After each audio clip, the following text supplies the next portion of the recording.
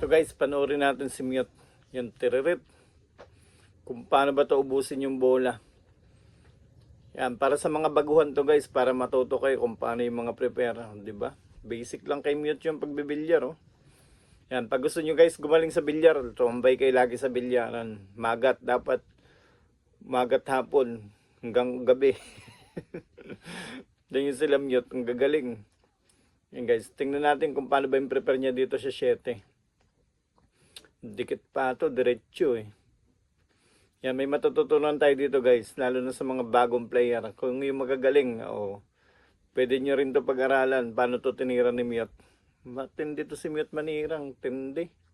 Napakagaling. Boom! Grabe, baliwala.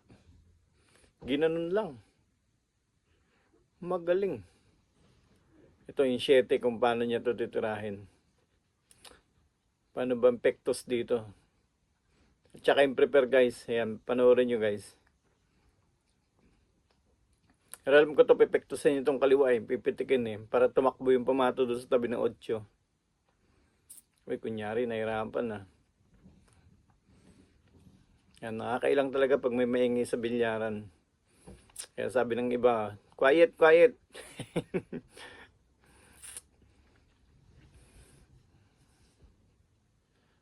Boom! Grabe naman yun. Tingnan nyo guys, pinitik. Natutok na sa 8. Pektos kaliwa, tapos ilalim.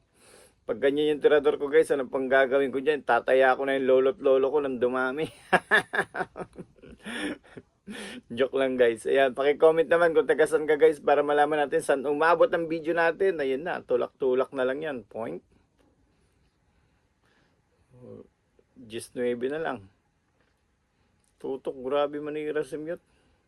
Umuusok. Oh, baliwala. Tutok-tutok oh.